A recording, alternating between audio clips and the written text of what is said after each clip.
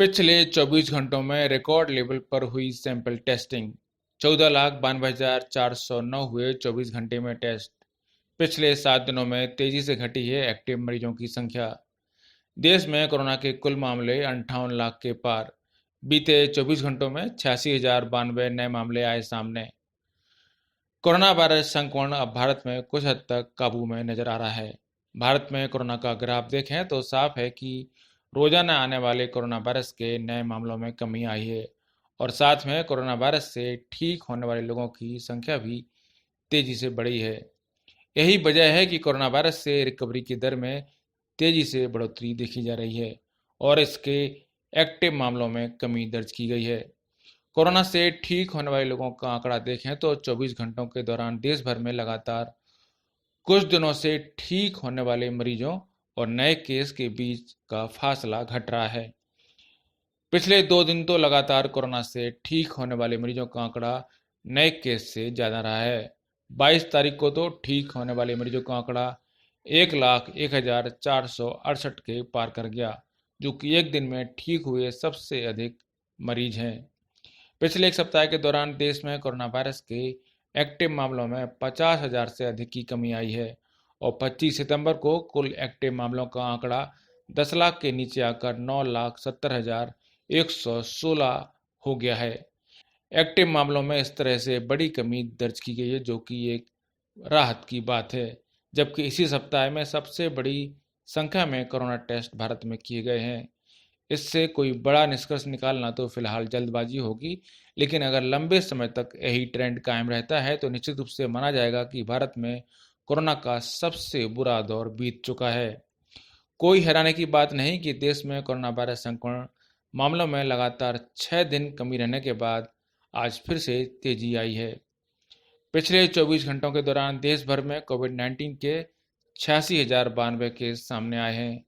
Case बढ़ने की एक वजह यह भी रही है कि गुरुवार को रिकॉर्ड 15 लाख टेस्ट हुए हैं। Indian council of medical research ने बताया है कि Indian council of medical research ने बताया है कि देश में 24 सितंबर तक 6,89,28,440 कोविड-19 टेस्ट हुए हैं।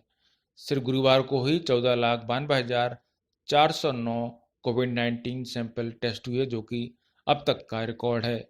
इससे पहले 19 सितंबर को रिकॉर्ड 12,06,000 सैंपल टेस्ट हुए थे। कोरोना मरीजों की पहचान के लिए देश भर में लगातार टेस्टिंग की संख्या बढ़ाई जा रही है और दुनिया भर में अमेरिका के बाद भारत सबसे ज़्यादा कोरोना टेस्टिंग करने वाला देश बन चुका है।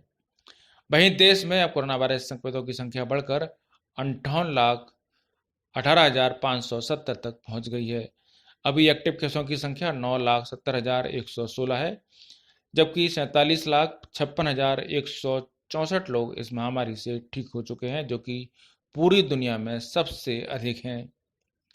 कोविड-19 से ठीक होने की रेट भारत में अब 80.70% है।